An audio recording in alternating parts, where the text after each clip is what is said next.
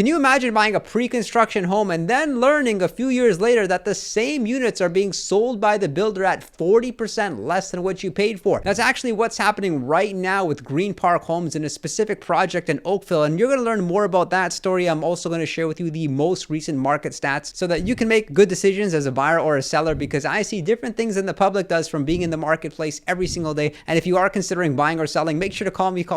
If you're a real estate agent looking for a great brokerage, make sure to reach out to me to learn more about eXp Realty. And what had happened was there was 168 units that were for sale in 2022 by Greenpark Homes, which has a great reputation, and the units were priced around $1,100 per square foot. And back then in 2022, every buyer wanted to get in the market because they really had the belief that they needed to own as much real estate as possible because prices were most likely going to increase. And fortunately for Greenpark Homes, the majority of the units were actually sold back then. However, they were left with 23 remaining unsold units. And so what they decided to do recently was actually slash the prices, and they didn't want to compete with other resale units on the market. So they actually priced the remaining units for sale at only about $675 per square foot. So many of these units as a result are being sold for $200,000 or $300,000 cheaper than what the original purchasers had purchased them for back in 2022. Once the project is fully completed and constructed and the buyers are moving into their units, they're going to be looking at one of their neighbors who would have bought the identical unit for $300,000 less than what they had paid. And although this has only happened on one specific project, the bad news is that it may be affecting other builders, because other builders could be questioning whether or not they're going to sell their units at a discounted price as well.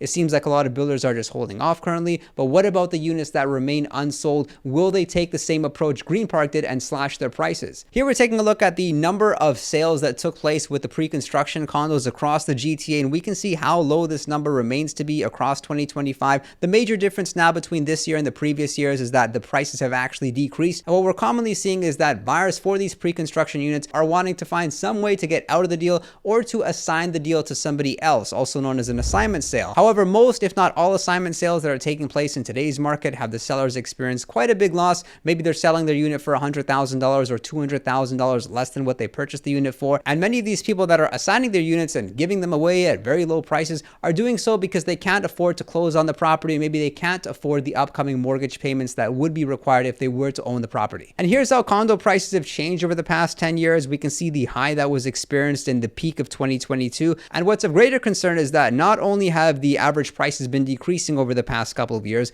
but the average price is decreasing at a far faster rate over the past few months. And the same thing can be said about single family homes and for freehold properties. We can see that the average price has been decreasing at a very fast rate recently. And this may be one of the factors that led to the Bank of Canada slightly decreasing their interest rates, because that's the first time they've made a rate drop since March 2025. The interest rates aren't necessarily low, but they're far lower than what they were a couple of years ago. And here's how prices have decreased in the GTA across different property style. We have single family homes down about 5.5%. That's year over year, and they're down 1% month over month. Townhomes are down 7.9% year over year, down just about 1% month over month. Condo apartments as well down about 7%, down 1% month over month. And surprisingly, the average rent has actually as well come down 3% year over year, which is making it very attractive for first-time buyers to continue to rent longer. Now, the major question is, should these first-time buyers get in the market now, or should they wait longer? And of course, it's going to depend on their situation. We know that unemployment's at a high right now, as well as inflation. And it's certainly not helping that sellers are being unrealistic with the asking prices of their home. And we're seeing the number of days on market extend, really because sellers don't want to sell for these 2025 prices, and they're trying something between the 2022 prices and the 2025 prices first. And the majority of the listings that are on the market are not priced at market value. They are priced higher than market value. And my advice to any homeowner that's considering selling their property is to price their listing competitively, because you only have one opportunity to make a good first impression. There isn't much of a point taking the approach of